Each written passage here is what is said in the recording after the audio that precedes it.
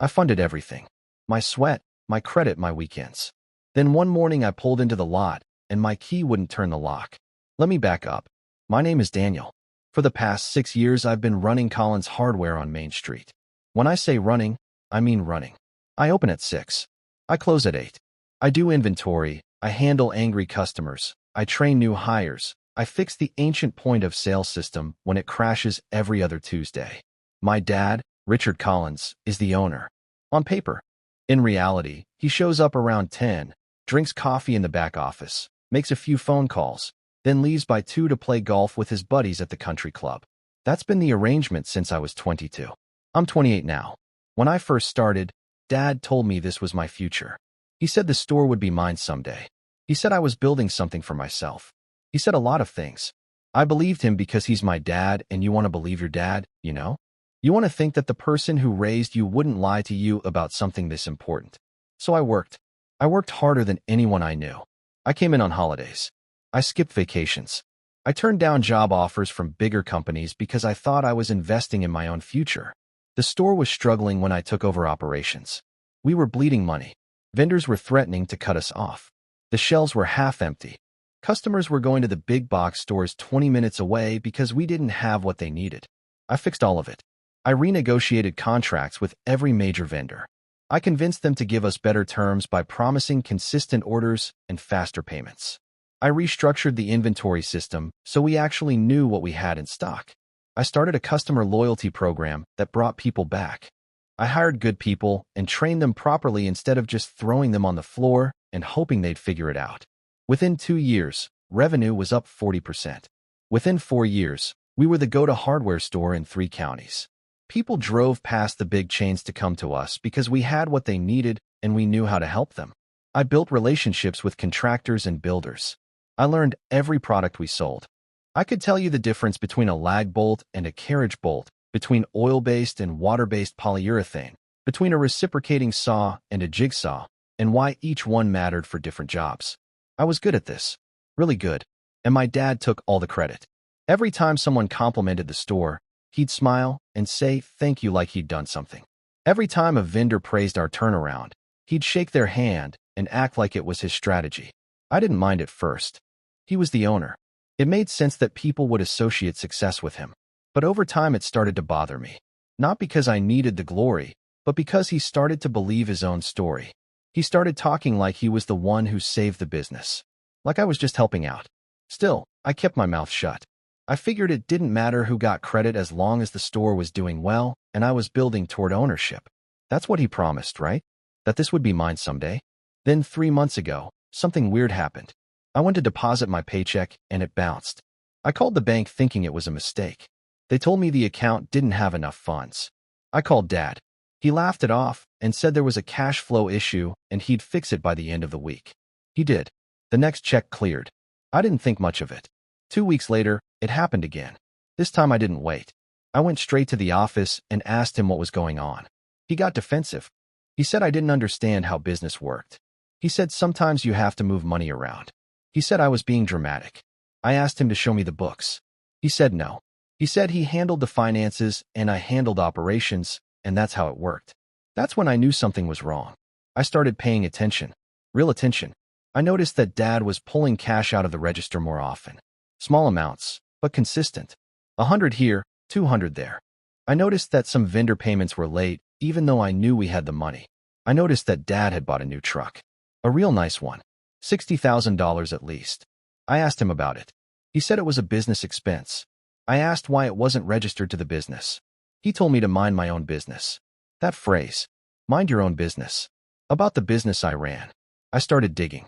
I didn't have access to the bank accounts, but I had access to everything else. Invoices, receipts, vendor contracts, tax documents. I started making copies. I'd stay late after closing and skin paperwork. I'd photograph documents when Dad wasn't around. I built a file on my personal laptop. I didn't know what I was looking for exactly, but I knew I needed proof of something. Then I found it. Buried in a filing cabinet in the back office, I found incorporation papers. The business had been restructured 8 months ago. It was now an LLC instead of a sole proprietorship. That wasn't the weird part. The weird part was the ownership structure. Richard Collins, 80% owner. Margaret Collins, my mom, 20% owner. Daniel Collins, 0%. I read it 3 times thinking I misunderstood. I didn't. My name wasn't on it at all. After 6 years of running this place, after saving it from bankruptcy, after building it into something successful, I owned exactly nothing. I confronted him that night. He was in the office counting cash. I walked in and closed the door. I put the incorporation papers on the desk in front of him. I didn't yell. I didn't even raise my voice. I just asked him to explain. He barely looked at the papers. He said it was for tax purposes. He said the accountant recommended it. He said I didn't understand business structures. He said I was still going to inherit everything eventually, so what did it matter? I asked him why I wasn't on the paperwork. He said I wasn't old enough to handle that kind of responsibility. I was 28 years old. I ran his business. I managed 12 employees. I negotiated 6-figure contracts. But I wasn't old enough. I asked him about my paychecks bouncing. He said that was temporary. He said the business was going through a rough patch. I pointed out that revenue was up 18% year over year. He didn't have an answer for that. I asked him where the money was going. That's when he got angry. He stood up and told me I was being ungrateful. He said he gave me a job when no one else would. He said I should be thankful instead of questioning him. He said if I didn't like how things were run, I could leave. So I did. I walked out of that office and I didn't come back the next day. Or the day after that. I texted him and said I needed a few days to think. He didn't respond. I figured he'd call eventually. Apologize, maybe. Explain things. Offer to add me to the LLC paperwork. Something. He didn't. Instead, 3 days later, I got a text from my mom. Your father wants you to come sign some papers. It's important. I should have known right then. I should have asked what papers. I should have brought a lawyer. But I didn't. I thought maybe he was finally going to make things right. Maybe he realized he'd screwed up. Maybe he was going to add me as a co-owner. I drove to the store that afternoon. Dad was waiting in the office with a stack of documents. He didn't look at me. He just slid the papers across the desk and told me to sign. I asked what they were. He said it was just routine paperwork. Updates to my employment agreement. Standard stuff. I started reading. He got impatient. He said I was wasting his time. He said if I didn't trust him after all these years, then maybe I didn't belong there. That line worked.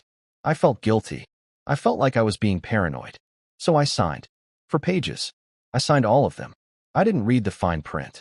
I didn't take pictures. I just signed and left. Biggest mistake of my life. The next morning, I showed up at 6 like always. My key didn't work. I tried it 3 times thinking maybe the lock was sticking. It wasn't. I called Dad. No answer. I called Mom. No answer. I walked around to the back entrance.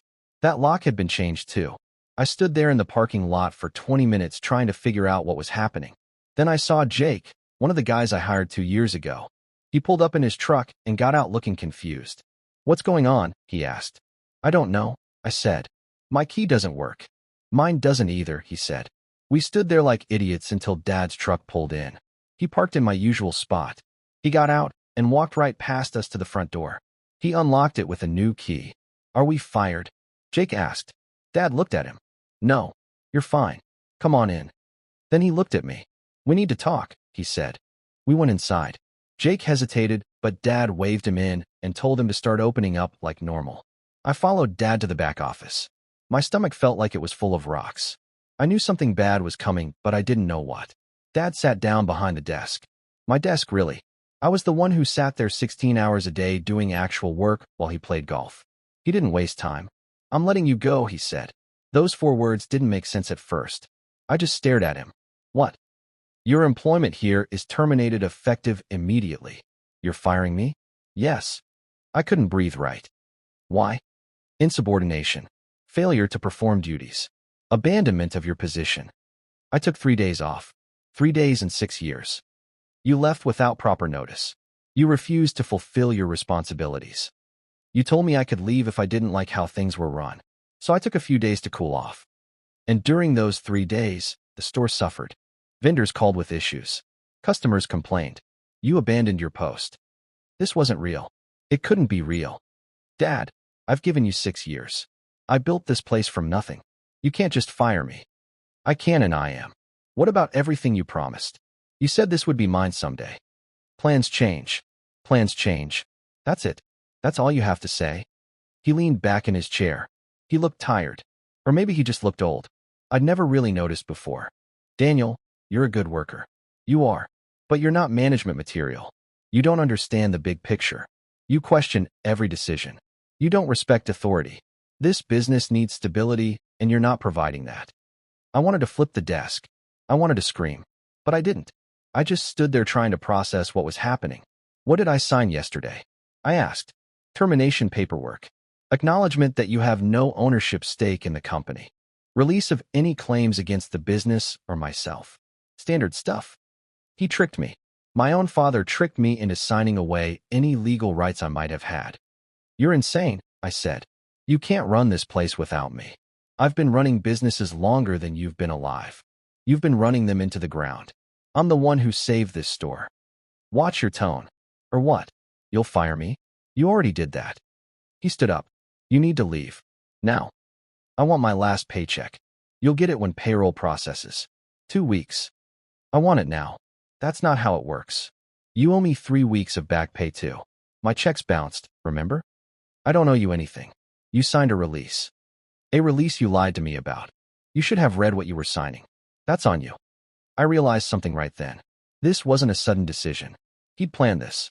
The restructured LLC. The paperwork. The changed locks.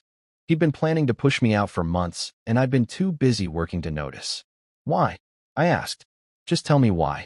He sat back down. He actually looked annoyed, like I was inconveniencing him. You want the truth? Fine. You're expensive. Your salary is too high for what you actually contribute. I can hire 2 part-timers for what I pay you, and they'll do what they're told without questioning everything. Plus, your mother and I are planning to sell the business in the next year or 2. We don't need you complicating that process with ownership claims or demands for a cut. There it was. The real reason. I was in the way of their retirement plan. Get out, he said. Don't make this harder than it needs to be. I left. Not because he told me to, but because I didn't trust myself to stay in that room without doing something I'd regret. I walked past Jake, who was stocking shelves. He looked at me with this confused expression, but I just shook my head and kept walking. I got in my truck and sat there for a long time. I didn't cry. I didn't punch the steering wheel. I just sat there feeling numb. Then I drove home. I lived in a small rental house about 10 minutes from the store. It wasn't much, but it was mine. I'd been saving up to buy a place of my own, but I'd been putting most of my money back into the business, buying tools and equipment on my own credit when Dad said the business couldn't afford it. I had about $8,000 in savings. That was it. 6 years of work, and I had $8,000 in a truck that was barely running. Actually, the truck wasn't even mine. It was registered to the business. Dad had bought it 3 years ago and told me to use it for vendor pickups and deliveries. I'd been driving it ever since. I'd maintained it, paid for gas, replaced the tires last month with my own money because the business account was tight. But it was registered to Collins Hardware LLC, which meant it was his. I sat in my living room and tried to figure out what to do next. I didn't have a job. I didn't have references, not really, because the only place I'd worked for the past 6 years was a store owned by the guy who just fired me. I didn't have ownership of anything I'd built. I didn't even have my own truck. I felt like an idiot. I should have seen this coming. I should have demanded contracts. I should have asked for equity in writing. I should have never trusted a handshake and a promise from my own father. But I did. And now I was screwed. I spent the rest of that day applying for jobs online. Management positions at other hardware stores, supply companies, even a few retail chains. I had experience. I had results. I could get hired somewhere. I just needed time. But time costs money, and I didn't have much of either. That night my mom called. "Danny, what happened?" she asked. She was the only person who still called me Danny. "Dad didn't tell you?" "He said you quit." "He fired me, Mom. He tricked me into signing termination papers, and then he fired me." Silence on the other end. "Mom, I'm sure there's been a misunderstanding." "There's no misunderstanding. He planned this. He restructured the business without telling me, cut me out of ownership, and then got rid of me so you two can sell it." "That's not true." "It is true. He told me himself." "Danny, you're upset. You're not thinking clearly." "I'm thinking perfectly clearly. He used me for 6 years and then threw me away. He's your father. He would never do that." "He did do that. He did it yesterday." She sighed. "Maybe you should apologize. I'm sure if you just talked to him and apologized for walking out, he'd give you your job back." I couldn't believe what I was hearing. Apologize? For what? for being disrespectful, for abandoning your responsibilities. Mom, he stole from me. He lied to me. He gave you a job. He gave you opportunities. You should be grateful. And that's when I realized she was in on it. Maybe not the details, but she knew. She knew he was pushing me out and she was okay with it because it meant they could retire comfortably. I have to go, I said. Danny, don't be like this. I hung up. I didn't sleep that night. I just lay in bed staring at the ceiling trying to figure out my next move. I could sue him, maybe. But lawyers cost money I didn't have, and I'd signed papers releasing any claims. I could report him for something, but for what? Being a bad father wasn't illegal. Lying to your kid wasn't a crime. Then I remembered something. The vendor accounts. When I'd renegotiated all those contracts, I'd done it in my name. Not the business name. My name. I was the point of contact. I was the one who'd built those relationships. The suppliers knew me, not my dad. And I had copies of everything. All those nights I'd stayed late scanning documents, I had years of records. Invoices, contracts, emails, everything. I had proof of every deal I'd made, every relationship I'd built, every dollar I'd brought in. I got out of bed and opened my laptop. I started making a list of every vendor we worked with. 32 companies. Everything from lumber suppliers to paint manufacturers to tool distributors. I had contact information for all of them. I had account numbers. I had order histories. Then I started a second list. Contractors and builders who were loyal customers. People who came to us specifically because I'd helped them on big projects. People who had my cell phone number and called me directly when they needed something. 73 names. I had 73 contractors who trusted me personally. That's when the idea hit me. I didn't need my dad's store. I could start my own. I spent the next 3 days researching how to form an LLC, how to get a business license, how to set up vendor accounts, how to lease commercial space. I watched YouTube videos. I read articles. I called the Small Business Administration office and asked questions. It was possible. Difficult, but possible. The biggest problem was money. I needed at least $20,000 to get started. Maybe 30. I had 8. But I had good credit. I'd been careful with money my whole life. I'd never missed a payment on anything. My credit score was over 750. I applied for a business loan. I didn't expect to get approved. I was unemployed with no collateral and no business history under my own name. But I filled out the application anyway and submitted it with a business plan I wrote in one night. 3 days later, I got a call. The bank wanted to meet. The loan officer's name was Patricia. She was maybe 50, sharp eyes, the kind of person who could smell desperation from across a desk. I sat down in her office, trying not to look as nervous as I felt. She had my application in front of her. Daniel Collins, she said, reading from the papers. You're applying for a $30,000 business loan to start a hardware supply company. Yes, ma'am. You have no business ownership history, no collateral, and you've been unemployed for 6 days. That's correct. She looked up at me. So why should I give you $30,000? I'd prepared for this question. I pulled out a folder I'd put together. Inside was everything. Copies of the vendor contracts I'd negotiated. Spreadsheets showing revenue growth at Collins Hardware over the past 6 years. Letters from contractors praising my service. Photographs of the store before and after I took over operations. Even some customer reviews that mention me by name. I slid the folder across the desk. Because I've already done this once, I said. I took a failing business and turned it into the most successful hardware store in 3 counties. I can do it again. She opened the folder. She took her time reading through everything. I sat there sweating through my shirt, even though her office was cold. After about 10 minutes, she closed the folder. This is impressive, she said. But it's not your business. It's your father's. It was only his on paper. I did everything else. Why did you leave?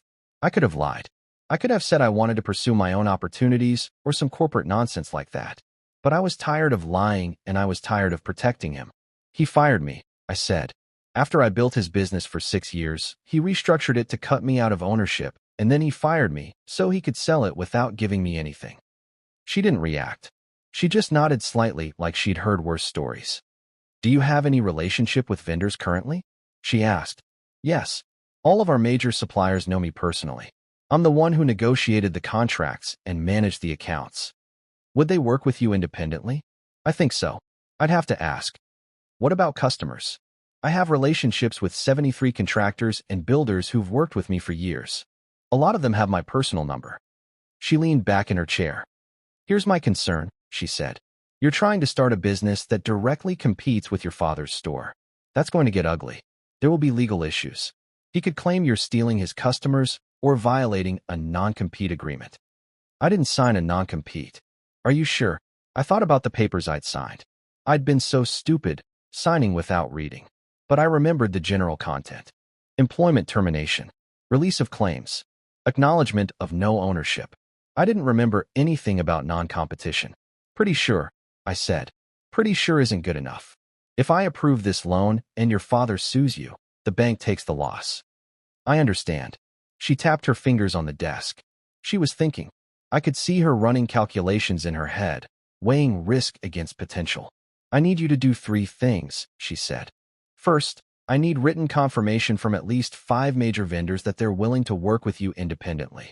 Second, I need you to have a commercial lease signed for your business location. Third, I need verification that you have no non-compete agreement with your previous employer. How do I verify that? Get a lawyer to review whatever you signed. Bring me a letter stating there's no enforceable non-compete. Lawyers are expensive. So is defaulting on a $30,000 loan. She had a point. If I do all that, will you approve the loan? If you do all that, I'll present your application to the loan committee with a recommendation for approval. No guarantees, but I'll fight for you. Why? She smiled a little. Because I started my own business 20 years ago after my boss took credit for my work one too many times. I know what it's like. And honestly, your numbers are good. If you can replicate even half of what you did for your father's store, you'll pay this loan back in 2 years. I left the bank with a task list and something I hadn't felt in a week. Hope. First problem was the lawyer. I couldn't afford a real attorney, but I found a law clinic at the local university that offered free consultations. I made an appointment for the next day. The law student who helped me was named Marcus. He was in his last year, sharp kid, took this stuff seriously. I showed him the papers I'd signed. He read through them carefully, making notes. Okay, he said after a while. Good news is there's no non-compete clause. Bad news is you signed away pretty much everything else. Like what? You acknowledge that you have no ownership interest in the business, no claim to intellectual property, no right to use the business name or branding, and you released all claims for unpaid wages or damages. He told me it was routine paperwork.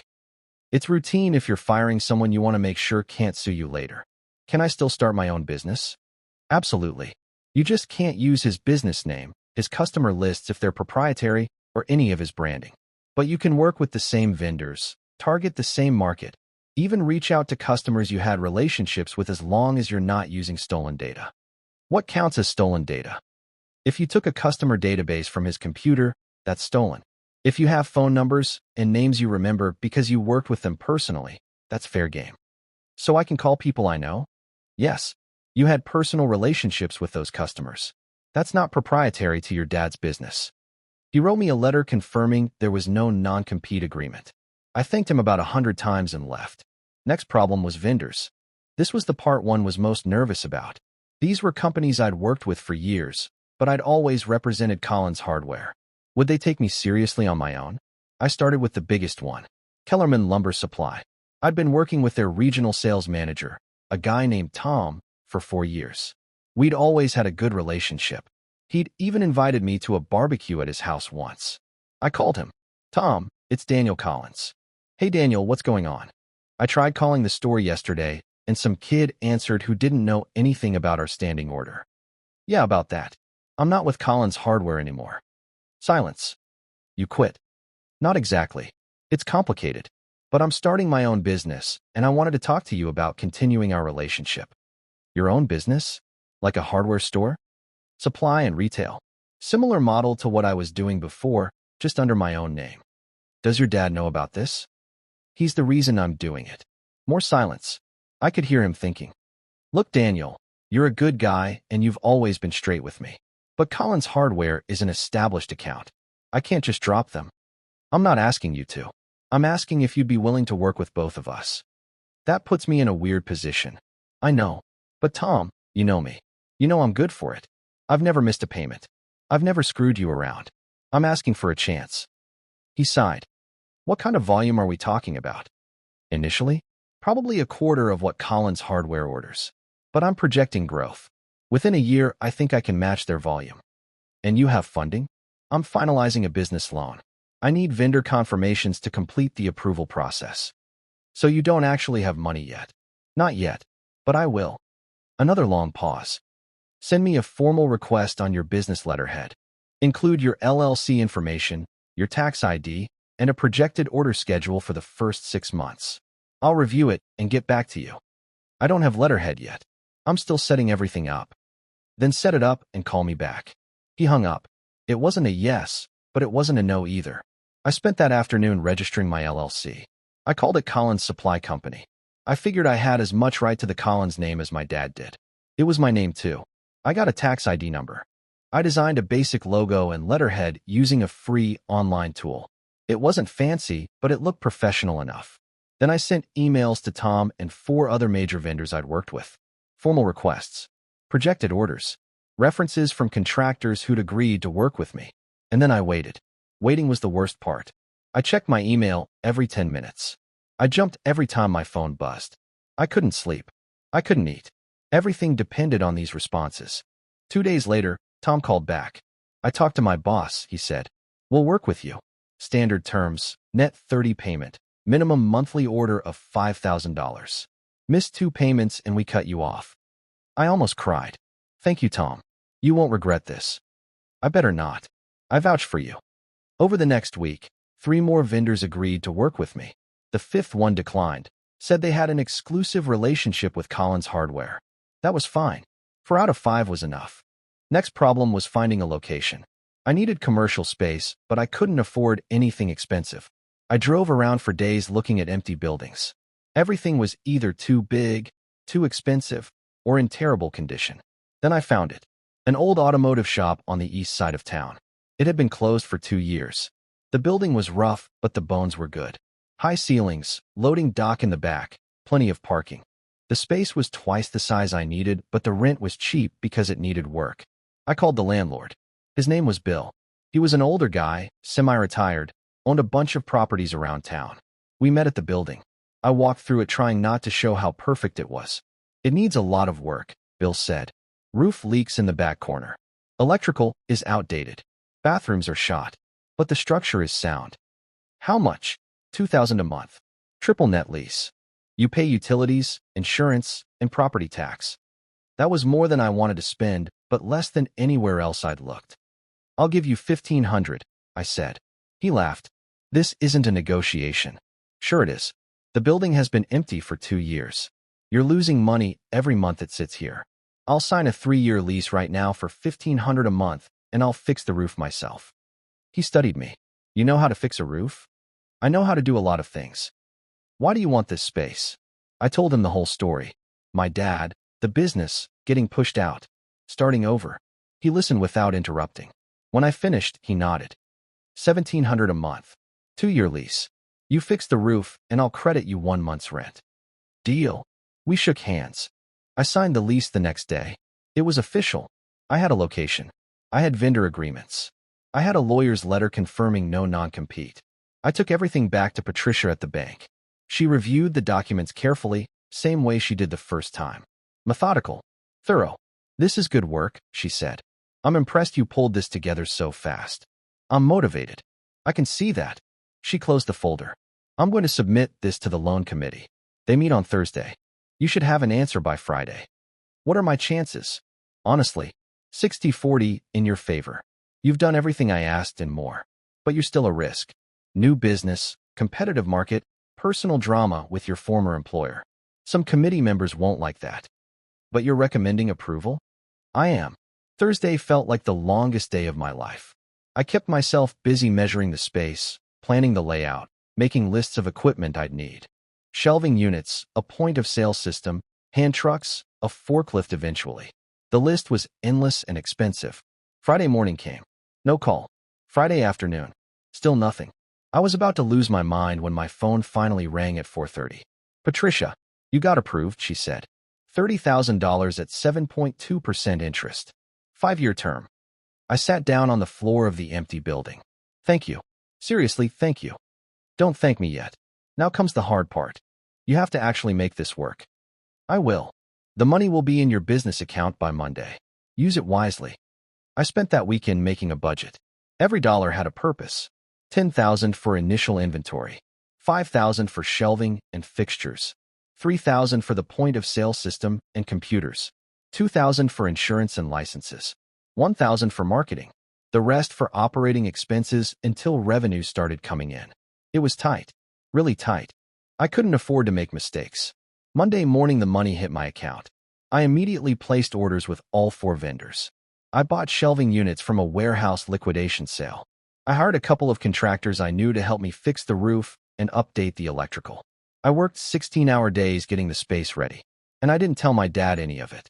As far as he knew, I'd disappeared. I'd stopped answering my mom's calls. I'd avoided places where I might run into him. I wanted him to think I'd given up and left town. 2 weeks into the build-out, I got a call from Jake, the guy who worked at Collins Hardware. "Daniel, hey man, I wasn't sure if I should call you." "What's up, Jake?" "I quit. Your dad is insane. He's screaming at everyone. Nothing's getting done right. 3 other people quit too. The store is falling apart." "Sorry to hear that. Are you really starting your own place?" Word was getting around apparently. "Yeah. Collins Supply Company. Opening in about 3 weeks." "Are you hiring?" I hadn't planned on hiring anyone yet. I was going to run it myself to save money. But Jake was good. I'd trained him personally. He was reliable, and customers liked him. "I can't pay much," I said. 15 an hour to start.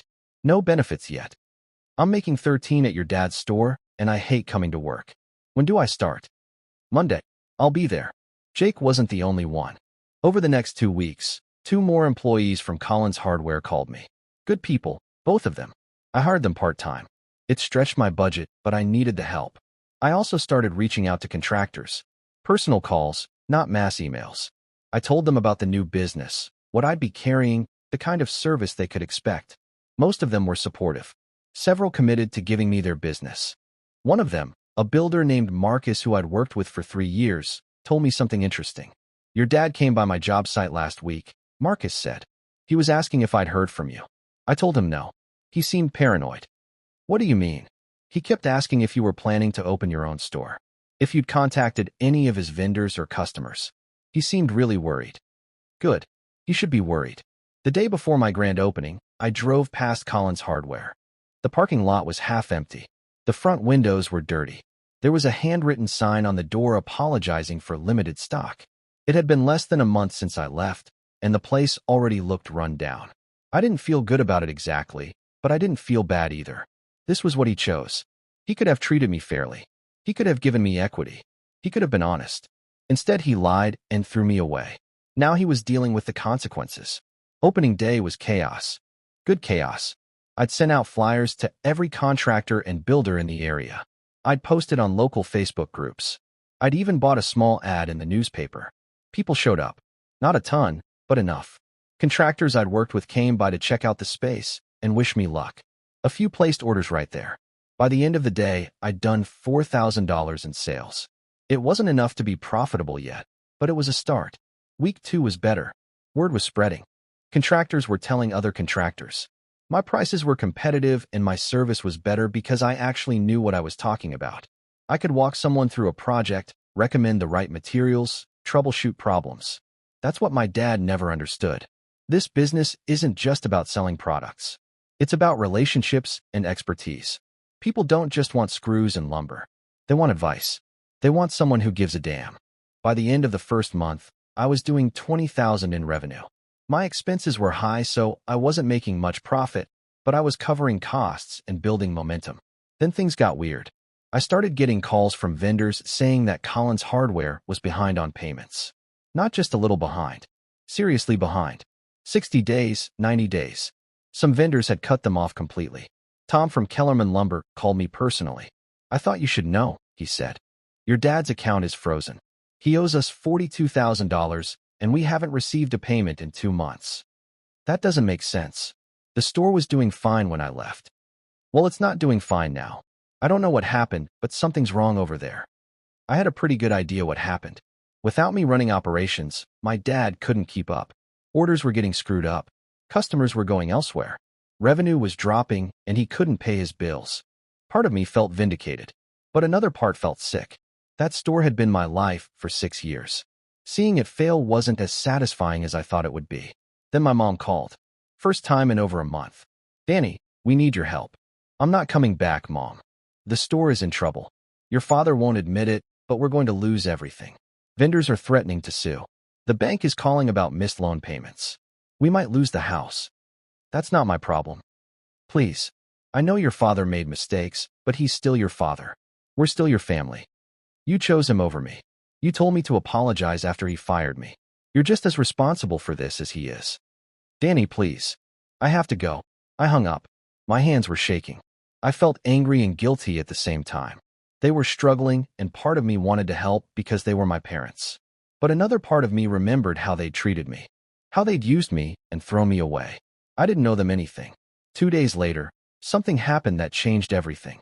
I got a call from a number I didn't recognize. Is this Daniel Collins? Yes. This is Sandra Pritchard from the County Business Licensing Office. I'm calling about some irregularities we've found with Collins Hardware. I don't own Collins Hardware. You need to talk to Richard Collins. We've tried. He's not returning our calls. But your name came up in our investigation, and I was hoping you could answer some questions. What kind of investigation? We've received complaints from multiple vendors about unpaid invoices. During our review, we found some concerning discrepancies in the business registration and tax filings. Specifically, there appear to be documents filed with your signature that you may not have authorized. My stomach dropped. What kind of documents?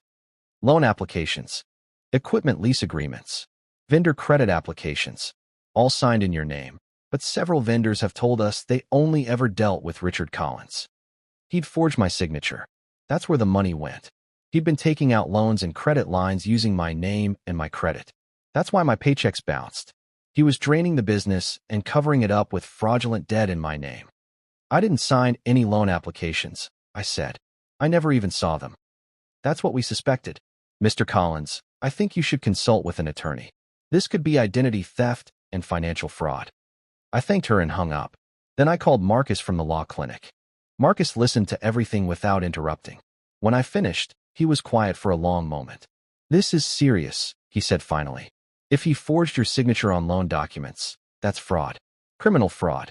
You could press charges. What would happen to him? Prison time, potentially. Depends on how much money we're talking about and whether prosecutors think they can prove intent. What about the debt? Am I responsible for it? Not if you can prove you didn't authorize it. But you'll need to file police reports, dispute the debts with creditors, maybe freeze your credit. It's going to be a mess. How big of a mess? Could take years to fully resolve. You'll need documentation proving the signatures aren't yours. Bank records showing you didn't benefit from the loans. Witness statements from vendors confirming you weren't involved. The whole thing. I rubbed my eyes. I was exhausted. I'd been working nonstop for 6 weeks getting my business off the ground, and now this. What should I do first? File a police report. Today if possible. The sooner you document this, the better. Then contact the 3 credit bureaus and put a fraud alert on your file. Get copies of any documents with your forged signature. And honestly, Daniel, you should probably hire a real attorney for this. This is beyond free legal clinic territory. I don't have money for an attorney. You might not have a choice. If creditors come after you for debt you didn't create, you'll need legal protection. I thanked him and drove straight to the police station. The officer who took my report was a middle-aged guy named Patterson. He seemed skeptical at first, like maybe this was just a family dispute I was blowing out of proportion. But when I showed him the email from Sandra Pritchard and explained the timeline, his expression changed. How much money are we talking about? He asked. I don't know exactly. At least 40 or 50,000 based on what I've heard from vendors. He wrote that down. And you're saying your father forged your signature on multiple financial documents over a period of several months? At least. Maybe longer. I only found out about it today. Do you have copies of these documents with the forged signatures? Not yet. The county licensing office has some. I can request copies from vendors. Do that. The more documentation you can provide, the stronger the case. I'm going to file this report and forward it to our fraud investigation unit. Someone will contact you within a few days. I left the police station feeling numb. I just filed a police report against my own father. There was no going back from this. That night, I couldn't sleep. I kept thinking about what would happen next. Would they arrest him? Would my mom hate me forever? Would this destroy what was left of our family? But then I remembered how he'd looked at me in that office when he fired me. Like I was nothing. Like 6 years of work and loyalty meant nothing. He did this to himself. The next morning, I started gathering evidence. I called every vendor we'd worked with and asked for copies of any credit applications or financial documents with my signature. Some of them sent the files right away. Others needed time to dig through records. Over the next week, I collected 9 separate documents. Equipment leases, lines of credit, vendor credit applications. All of them had signatures that were supposed to be mine. They weren't even good forgeries. My real signature had a specific loop in the D and a sharp angle on the C. These were sloppy, inconsistent. He hadn't even practiced. I made copies of everything and sent them to Officer Patterson along with examples of my real signature from my driver's license, bank records, and business registration. 2 days later, a detective called. Her name was Rodriguez. Mr. Collins, I've reviewed your case file. I have some questions for you. We met at a coffee shop. She was younger than I expected, maybe mid-30s, professional, but not unfriendly. Walk me through your relationship with your father and your employment at Collins Hardware, she said. I told her everything. The 6 years of work, the promises, the restructured LLC, the termination papers, all of it. She took notes the entire time. Did you ever give your father permission to sign documents on your behalf? She asked. No, never. Did you benefit financially from any of these loans or credit lines? No, I didn't even know they existed until last week. Where did the money go? I don't know. He bought a new truck. Maybe he was gambling or had other debts. I have no idea. She nodded, writing. Here's what's going to happen. I'm going to interview your father. I'm going to subpoena bank records and credit applications. I'm going to talk to vendors and compare signatures. If the evidence supports fraud charges, this will go to the district attorney's office. How long does that take? Depends. Could be a few weeks, could be a few months. Financial crimes aren't high priority unless there's a lot of money involved. Is $50,000 a lot? It's enough, especially with multiple victims and clear documentation. She closed her notebook. One more thing. Your father is going to know you filed this report. There's no way around that. Are you prepared for the fallout? Yeah, I said. I am. The fallout came faster than I expected. That afternoon, my phone started blowing up. My mom, my aunt, my cousin, all of them calling and texting asking what the hell I was doing. How could I do this to my own father? Didn't I have any loyalty? I ignored most of them. But my mom kept calling, so finally I answered. You called the police on your father? She said. She wasn't yelling. She sounded hurt, which was somehow worse. He committed fraud, Mom. He forged my signature on loan documents. That's a misunderstanding. He was trying to save the business. By destroying my credit? By committing crimes in my name? He made a mistake. You didn't have to involve the police. Yes, I did. What he did is illegal. He's your father, Danny. Family doesn't do this to family. He did it to me first. Silence on the other end. If he goes to jail, we lose everything, she said quietly. The house, the business, everything we've worked for. You should have thought about that before you backed him when he fired me. So this is revenge? You're trying to destroy us? I'm protecting myself. He committed fraud. I'm not going to let him ruin my credit and my future because you want to pretend he didn't do anything wrong. I'll never forgive you for this. I'll find a way to live with that. She hung up. I sat there for a long time staring at my phone. Part of me wanted to cry. Part of me wanted to call her back and apologize. But I didn't. I couldn't. What I said was true. I was protecting myself. If I didn't push back, he'd bury me in debt and legal problems, and I'd spend years digging myself out. This was survival. Over the next 3 weeks, things moved fast. Detective Rodriguez interviewed my father. I don't know what he told her, but it must not have been good because 2 days later she called me. We've got him, she said. Bank records show he deposited loan money into his personal account, not the business account. He used some of it to buy a truck, some for gambling debts, some for personal expenses. None of it went to legitimate business purposes. So what happens now? We're filing charges.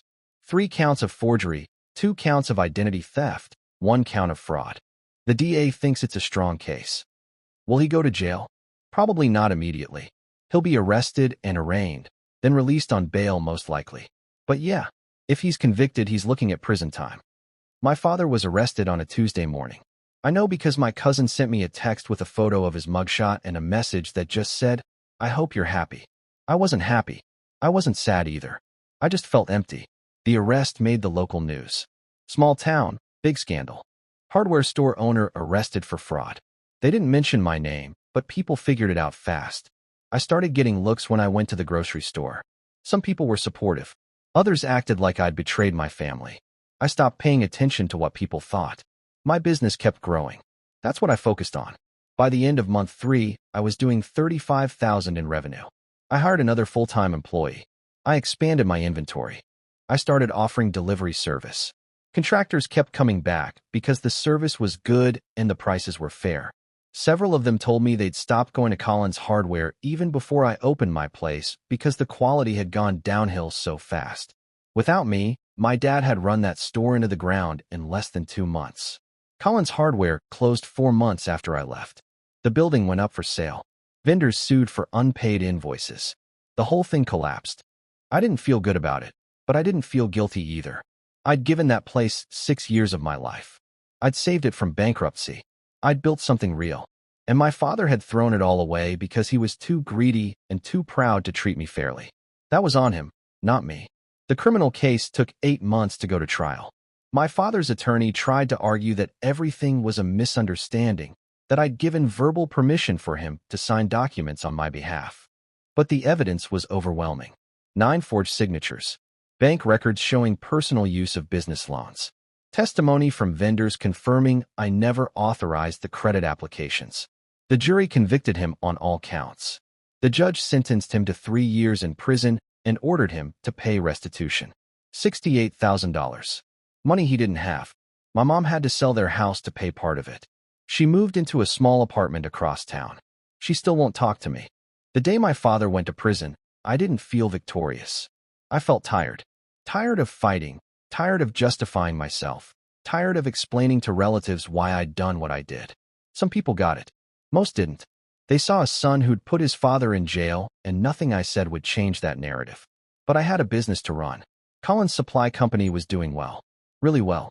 By the end of the first year, I'd done $420,000 in revenue. I'd paid back a third of my business loan. I'd hired 6 employees. I'd expanded into tool rentals and started carrying specialty items the big box stores didn't stock. I was surviving. More than surviving. I was actually building something. Jake became my assistant manager. He was good with customers, and he understood operations. I trusted him, which was rare for me after everything that happened. But he'd proven himself over and over. One afternoon during year 2, something strange happened. A guy walked into the store I didn't recognize. Mid-50s, work boots, the kind of weathered look contractors get after 20 years in the sun. He browsed for a few minutes, then came to the counter. "You Daniel Collins?" he asked. "Yeah. Can I help you?" "I'm Steve Brennan. I own Brennan Construction. We're based about 40 minutes north of here." I shook his hand. "What can I do for you?" "I've been hearing things. Good things. About this place, about how you run it. I wanted to see for myself. And it's solid. You know your stuff. Your crew knows their stuff. Prices are fair." "Thanks. You looking to set up an account?" "Maybe. But I actually came here for a different reason." He pulled out a business card and slid it across the counter. "I'm expanding. Opening a second location about an hour from here. I need someone to run the supply side of the operation. Someone who knows vendors, knows inventory management, knows how to build customer relationships." I looked at the card. "You're offering me a job?" "Partnership, actually. You'd run the supply division. I'd handle construction contracts. We'd split profits 60-40, my favor for the first 2 years since I'm putting up the capital, then 50-50 after that. I already have a business." "I know, and you've done great with it. But there's a ceiling here. Small town, limited growth potential. What I'm offering is a chance to scale. Bigger market, more resources, regional expansion potential." It was a good offer. A really good offer. The kind of opportunity most people in my position would jump at. "I need to think about it," I said. "Fair enough. Take a week. Call me." After he left, Jake came over. "Was that Steve Brennan? You know him?" "Everyone knows him. He's one of the biggest contractors in the region. That's a huge opportunity." "Yeah. You don't sound excited." I looked around the store. At the shelves I'd stocked, the layout I'd designed, the systems I'd built from nothing. This place was mine. Not on paper like the hardware store had been. Actually mine. I'd bled for it. I'd risked everything for it. I don't want to be someone's employee again, I said.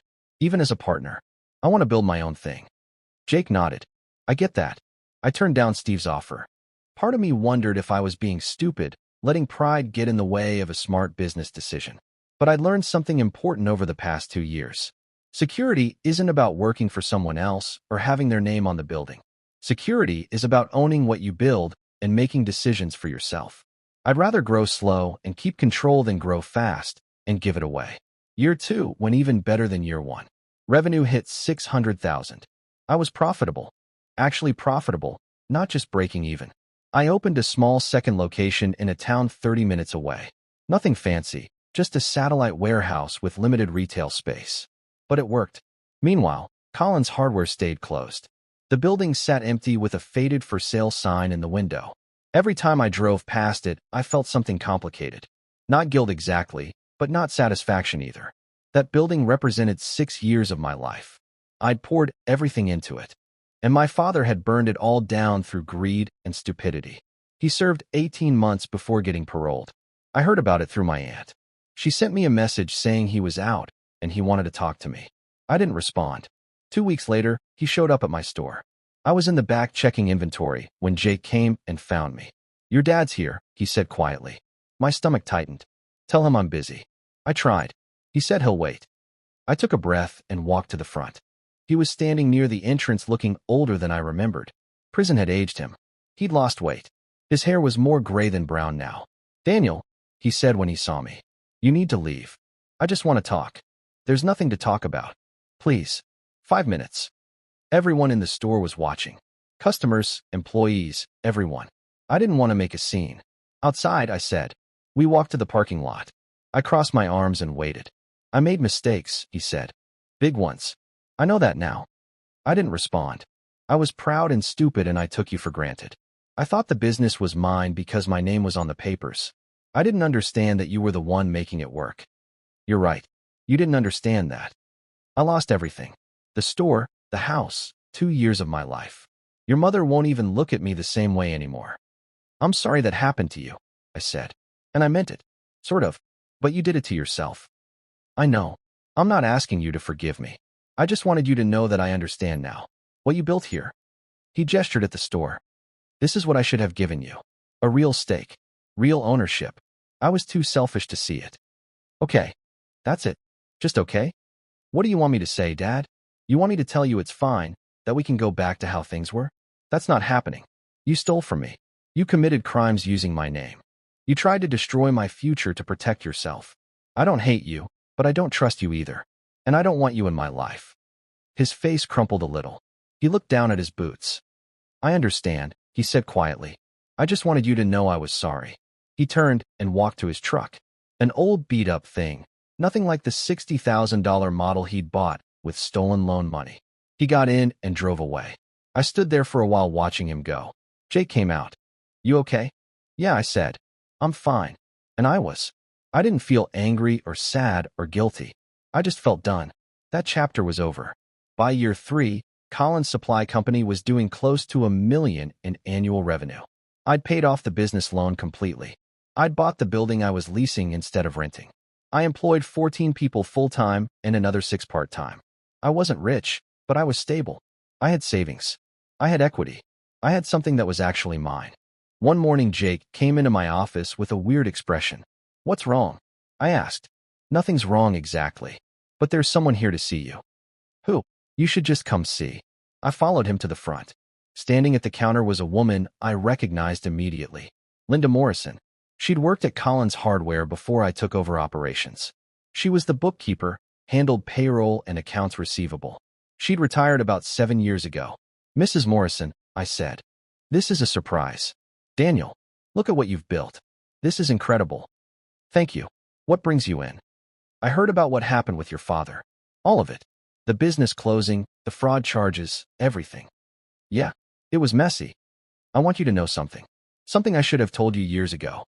She looked uncomfortable. When I was working there, your father asked me to do things that weren't right. Fudge numbers, hide expenses, delay payments to vendors so he could pull cash out. I said no, and that's why I retired early. I couldn't be part of it anymore. I stared at her. He was doing that stuff 7 years ago? At least. Probably longer. The business was his personal piggy bank. I told him he was going to destroy everything, but he didn't listen. He thought he was smarter than everyone else. Why didn't you tell me? You were so young, and you were his son. I didn't think you'd believe me. I'm sorry. If I'd spoken up, maybe you wouldn't have wasted 6 years there. I didn't know what to say. Part of me wished she'd told me sooner. Part of me understood why she hadn't. It was complicated. It's not your fault, I said finally. And honestly, if I'd stayed there, I never would have built this. So maybe it worked out the way it was supposed to. She smiled. You always were a good kid. Your father didn't deserve you. After she left, I sat in my office thinking about what she'd said. My father had been stealing and lying for at least 7 years. Maybe longer. Everything I'd built at Collins Hardware had been propping up his fraud. I'd been working myself to death while he drained money and covered it up. And I'd almost let him get away with it. If he hadn't fired me, I'd still be there. Still working for nothing. Still believing his promises. Still building his retirement fund while he lied to my face. Getting fired was the best thing that ever happened to me. That realization changed something. I stopped feeling any guilt about what happened to him. He'd made his choices long before I came into the picture. I was just the one who finally held him accountable. A few months later, something happened that felt like the universe closing the loop. I got a call from Bill, my landlord. The guy I'd rented the building from before I bought it. Daniel, I've got a situation and I thought of you. What kind of situation? You know the old Collins Hardware building? My stomach tightened. Yeah. The bank foreclosed on it last year. It's been sitting empty. They're looking for a buyer, but the place needs work and most investors don't want to deal with it. I'm thinking about buying it and converting it into rental units or maybe commercial condos. You interested in partnering on it? Why would I want that building? Because it's a good investment. Prime location, solid structure, priced below market because of the foreclosure. We could split the cost and the profit. I don't know, Bill. Think about it. There's some poetic justice there, don't you think? You taking over the building where your old man screwed you over? He had a point. I thought about it for a week. The business side made sense. The building was in a good location. The price was reasonable. But emotionally it felt weird. Did I really want to own the place where I'd wasted 6 years of my life? Then I realized something. It wasn't about the building. It was about what it represented. That building had been my prison. My father had used it to control me, to extract my labor while giving me nothing in return. Owning it would flip that script completely. I called Bill back. I'm in. Let's do it. We closed on the property 6 weeks later.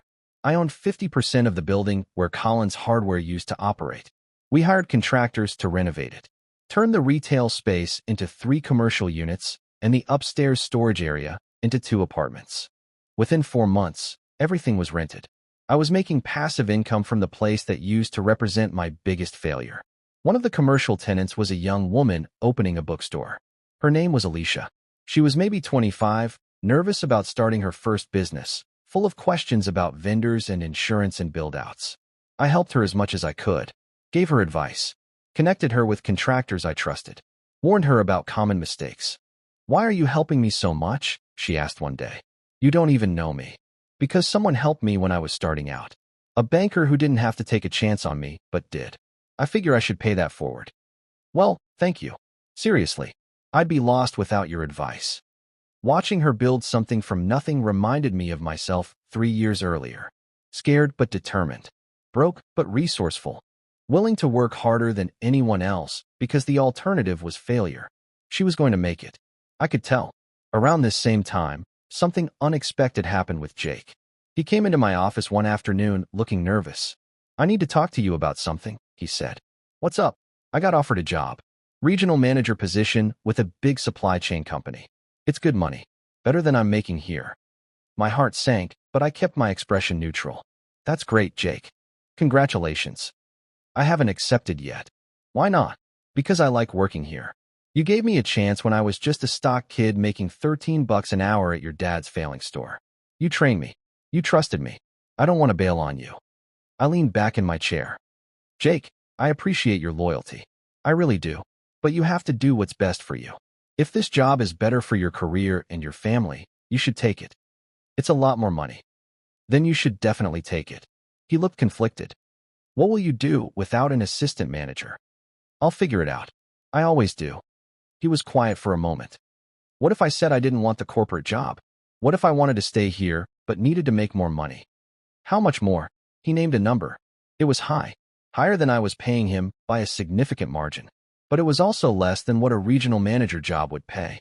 Why would you stay for less than they're offering? I asked. Because corporate jobs are soul-crushing. I've heard the stories. Constant travel, ridiculous quotas, bosses who don't care about you as a person. Here I actually matter. The work means something. You treat people right. I thought about it. Losing Jake would hurt. Training someone new would take months. And honestly, he was worth what he was asking. He'd helped build this place as much as anyone. Okay, I said. I'll match what they offered. His eyes went wide. Seriously? You're right. You matter here. You've earned it. He stayed. And he was worth every dollar. By year 4, things had settled into a rhythm. The business was stable and growing. I had good people working for me. I was making enough money to live comfortably and save for the future. I'd even started dating someone, a teacher named Rachel who didn't know anything about hardware supplies and didn't care. She liked me for who I was, not what I could do for her. Life was good. Then one day I got a letter in the mail. It was from my father. I almost threw it away without reading it. But curiosity got the better of me. The letter was short. He said he was working at a warehouse now, making $12 an hour. He said my mother had divorced him. He said he was living in a small apartment and attending court-mandated therapy. He said he'd been reflecting on everything that happened, and he understood now how badly he'd messed up. Then he wrote something that surprised me. I see now that the business was never really mine. It was yours. You built it. You saved it. You made it successful. I was just the name on the door. I took credit for your work and convinced myself I deserved it. I didn't. You deserved equity. You deserved respect. You deserved honesty. I gave you none of those things. I don't expect you to forgive me. I don't expect you to want a relationship with me. I just wanted you to know that I finally understand what I did. And I'm sorry. I read the letter 3 times. Then I put it in a drawer and went back to work. I didn't write back. I didn't call. I didn't reach out. Maybe that makes me cold. Maybe it makes me unforgiving. But I'd spent too many years letting him manipulate me. I didn't know him closure or absolution or another chance. He'd had 6 years of chances, and he'd wasted all of them. A few months later, something happened that felt like the final piece of the puzzle clicking into place. I was at the store late one night finishing paperwork when my phone rang. It was Patricia, the loan officer who'd approved my original business loan. Daniel, I hope I'm not calling too late. Not at all. What's up? I wanted to let you know that I'm retiring next month. I've been with the bank for 32 years, and it's time. Congratulations. You've earned it. Thank you. But that's not why I'm calling. I wanted to tell you that in all my years of reviewing business loans, yours is one of my favorite success stories. You took a huge risk. You worked harder than anyone I've ever seen. And you built something real. I'm proud of you. I didn't know what to say. My throat felt tight. Thank you, I managed. I couldn't have done it without you. You took a chance on me when no one else would. You earned that chance. And you proved me right. She paused. There's one more thing. The bank is looking for small business owners to speak at entrepreneurship seminars. Would you be interested? Just telling your story, answering questions, that kind of thing. I don't know. I'm not much of a public speaker. You don't have to be polished. You just have to be honest. People need to hear stories like yours. They need to know that starting from nothing is possible. I agreed to do it. The seminar was held at the local community college.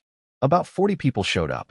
Most of them were young, in their 20s and 30s, thinking about starting businesses but scared to take the leap. I told them my story. Not the sanitized version. The real version. How my father had used me and thrown me away. How I'd started with nothing but $8,000 and a lot of anger. How I'd built something through sheer stubbornness and refusal to quit. During the question and answer section, a young guy in the back raised his hand. How did you deal with the fear? He asked. I want to start my own business, but I'm terrified of failing. I thought about it for a second. I was terrified too, I said. Every single day for the first year, I was sure I was going to fail. But here's what I learned. Fear doesn't go away. You just get better at working through it. And honestly, failing at something you own is better than succeeding at something you don't. At least when you fail, it's yours. When you succeed building someone else's dream, you're just making them rich. People nodded. A few wrote that down. After the seminar, several people came up to thank me. One of them was a woman in her 40s who'd been laid off from a corporate job and was thinking about starting a consulting business. "Your story gave me courage," she said. "If you can do it, maybe I can too." "You can," I said. "It won't be easy, but you can." Driving home that night, I thought about how far I'd come. For years ago, I'd been standing in a parking lot with a key that didn't work, jobless and humiliated. Now I owned a successful business, employed 20 people, owned property, and was helping other people chase their dreams. My father had tried to break me. Instead, he'd set me free. The funny thing is, the part that stuck with me most wasn't the money, or the buildings, or even the success. It was one simple lesson that kept repeating in my head every time someone asked me for advice. Respect is proven in contracts, not speeches. My dad had given me speeches for years. Long talks about family, about loyalty, about someday this will all be yours. He'd pat me on the back, tell customers I was the future of the business, then go right back to keeping every piece of ownership on paper under his name. Every time I asked about signing something, he brushed it off. "You don't trust your own father?" he'd say. Back then, that line shut me up. Now, whenever a young guy comes into my store talking about joining a family business, that's the first thing I tell him. If they really respect you, they'll put it in writing. If they really see you as a partner, your name will be on the documents. Not someday. Not later. Not when you're ready. Now. One afternoon, a kid named Tyler came in. He was maybe 23, hat turned backwards, hands still stained from job site dust. He'd been coming in for months, always picking my brain about inventory, vendors, how accounts worked. That day, he looked more stressed than usual. "Can I ask you something personal?" he said. "Sure." "My uncle wants me to join his construction company full-time. Says he'll cut me in when the time is right. Says I'll be like a partner. But when I asked about contracts or shares, he got real weird. Told me I needed to earn it first. What do you think?" I looked at him for a second. I saw myself in him so clearly it was almost uncomfortable. "If he's serious about you, he'll put your name on something," I said. "It doesn't have to be half the company right away, but something. A percentage, a vesting plan, a profit share with clear terms. If he's just feeding you lines, it'll always be later." "But that's my uncle," he said. "Feels wrong to push him on it." "So did suing my dad and sending him to prison," I said. "But not protecting yourself hurts worse in the long run. Trust me." He went quiet. "What did your dad say when you first asked for your name on the paperwork?" he asked. "He said I wasn't ready, that it was too much responsibility, that I should be patient and trust him." "And you did?" "Yeah, for 6 years." Tyler nodded slowly. "So what would you do if you were me?" "I'd tell your uncle you're excited, you're ready to work, and you want to grow with the company. Then I'd say that before you commit your future, you need something in writing. If he gets angry, that tells you everything you need to know." He stared at the floor, then back at me. "And if he walks away? Then you just avoided wasting years of your life." He didn't say anything else, just thanked me and left. A week later, he came back in with a completely different energy. He looked lighter. "So?" I asked. "You were right," he said. "I told him I wanted something in writing. He blew up. Said I was greedy. Said family doesn't need contracts. I told him if that's true, then he shouldn't be scared to sign one. He told me if I didn't trust him, I could leave." "What did you do?" "I left," he said. "Hurt like hell, but I get it now. Better to walk away early than find out the hard way later." I clapped him on the shoulder. "You made the right call." He smiled a little. "You hiring?" We both laughed. I didn't have a spot right then, but a few months later, when I needed another hand, I called him. He joined the team. Turned out to be one of the best hires I've ever made. That's how it went, over and over. People came in with their own versions of my story. Different details, same theme. Someone talking a big game about we, while keeping everything under me on paper. And every time, I told them the same thing. Words are cheap. Ink isn't. A couple of years after my dad got out, I heard through the grapevine that he was working nights at a distribution warehouse. No more golf. No more bragging about his store. No more strutting around town like a big shot. I hadn't seen him since the day he came by the shop and apologized in person. Then, one rainy Tuesday, I was closing up the second location when a beat-up sedan rolled into the lot and parked crooked. A man got out slowly, shoulders a little hunched, moving like everything hurt. It took me a second to recognize him. My father. He looked smaller. Not just older, smaller. Like life had taken him in both hands and wrung him out. I walked over and stopped a few feet away. Store's closed, I said. I know, he said. I saw the lights and thought maybe you were still here. What do you need? He looked at the building, at the sign with my company's name, at the forklifts in the back, the clean aisles, the organized shelves. You did good, he said. Better than I ever did. Yeah, I said. I did. He nodded. I just wanted to see it. Once. Before, he stopped. Before what? Before I leave, he said. I got offered a job 2 states over. Warehouse supervisor. It's not much, but it's a start. Nobody here wants to hire the guy who went to prison for fraud.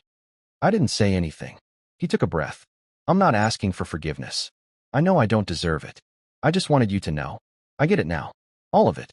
The nights you stayed late, the vendors you sweet-talked, the way customers only came in when they knew you were working. I thought I was the boss because my name was on the papers. But I was just the guy holding the deed while you did the work. You could have shared it, I said. You had every chance. I know, he said quietly. And I didn't. That's on me. We stood there in the light drizzle, neither of us moving. I signed things I didn't read because I trusted you, I said. That's on me. But you knew what you were doing. You used that trust to save yourself and dump the risk on me. He swallowed. Every day in there, they made us go to these classes. Responsibility, accountability, all that. I hated it at first. Thought I was better than the other guys. Took me way too long to realize I wasn't. I was just like them. Only difference was I wore nicer shirts when I was stealing. The rain picked up a little. I could feel water sliding down my neck. You know what the worst part is? He asked. What? I had the chance to build something with you, he said. A real family business. You had the brains I didn't. The work ethic. The relationships. If I'd given you 10%, 20, anything, you would have stayed. We would have grown. We both would have been set. Instead, I pushed you out and burned it all down. He let out a bitter laugh. I punished the one person keeping the ship afloat, then acted surprised when it sank. That's what greed does, I said. He nodded slowly. Yeah, that's what greed does. A car passed on the road, tires hissing on the wet pavement. For a moment, all I could hear was the rain on the metal roof. Do you hate me? He asked. I thought about it. Really thought about it. No, I said finally. I don't hate you. I don't trust you. I don't want you in my life. But I don't hate you. Hating you would mean you still had that kind of power over me. He closed his eyes for a second like that hit harder than if I'd yelled. Fair enough, he said. I just wanted you to know. I see it now. The contracts. The signatures. The way I used family as a shield to avoid putting anything in writing. I used love to hide control. That's what I'm most ashamed of. He started backing toward his car. You won, you know, he said. You got everything I pretended to promise you. A business with your name, real ownership, people who actually respect you. You did it without me. Maybe you did it because of me. Either way, you did it. He opened the car door. Goodbye, Daniel, he said. I won't bother you again. He drove off into the rain. I watched his taillights disappear, then went back inside and locked up. Stood in the quiet of my own store. My forklifts. My shelves. My people's break room. My name on the paperwork filed at the county office. The next morning, I was back to work at 6 a.m., like always. An older contractor came in around 8. Guy named Ray, been in the game longer than I've been alive. As we were loading his order, he grinned at me. You know what I like about you, kid? What's that? You don't talk like a boss, but everything here says you are one. You don't need to say it, because it's written where it counts. I laughed. Yeah, I learned that the hard way. Best lessons usually come that way, he said. The trick is making sure you only pay for them once. He drove off, and I went back inside. Later that day, Tyler, the kid with the uncle business offer, was restocking shelves. He looked happier now, more grounded. He caught me watching him. What? He said, smiling. Nothing, I said. Just glad you walked when you did. Me too. Uncle's company went under last month. Didn't pay his guys for 3 weeks before it closed. If I tied myself there without a contract, I'd be screwed. Money leaves a trail, I said. So does respect. You can always trace both back to the paperwork. He nodded. You ever wish your dad had done it differently? Like, signed it over, made you a real partner, all that? I thought about the empty building that used to be Collins Hardware, now fully rented and sending me passive income every month. I thought about my own 2 locations, my crew, my vendors who called me first now instead of some office I didn't control. I said. I used to dream about him handing me a folder and saying, "It's all yours, son." But if he had, I'd probably still be there, running something under his name, living in his shadow, hoping he didn't change his mind again. I'd still be trusting words instead of reading the fine print. And now, I shrugged. Now I'm glad he showed me who he was on paper. It pushed me to become who I am on paper. Tyler smirked. That's deep. It's simple, I said. Never believe your family to a business if your name isn't anywhere in the legal documents. That's just free labor with emotional strings. He laughed and went back to work. By closing time, the day felt like any other. Orders processed, shelves stocked, forklifts parked. The kind of quiet, ordinary success that almost no one online ever talks about, but that actually makes life feel solid. On my desk, the old lease for my first building sat in a folder next to the deed for the one I bought. My name printed clear as day, not as an employee, not as future heir, as owner, not because someone promised, because I signed it. That's the thing no one told me when I was killing myself for my dad's dream. In the end, loyalty without protection is just slow-motion self-destruction. People can give great speeches. They can call you son, partner, right hand, like family. But the truth always shows up in black and white. Who signs? Who owns? Who's protected if it all goes wrong? Justice didn't come for me in some dramatic movie moment. It came in quiet ways. In vendor emails with my company's name. In loan balances that hit zero. In employees who trusted me enough to build their lives around a paycheck I controlled, not someone else. And yeah, in the end, it came from my dad too. He changed the locks. He cut me out. He thought a stack of papers I didn't read would save him. The same system he tried to use against me is what finally caught him. The signatures he forged. The contracts he hid. The loans he lied about. All of it added up to consequences that had nothing to do with family and everything to do with law. He taught me one last thing without meaning to. The world doesn't care what speeches you gave. It cares what you signed. So now, whenever someone wants me to trust them on a deal, I smile and say the same line every time. If it's real, you won't mind putting it in writing. And if they hesitate, I walk. Respect is proven in contracts, not speeches. Watch the next one.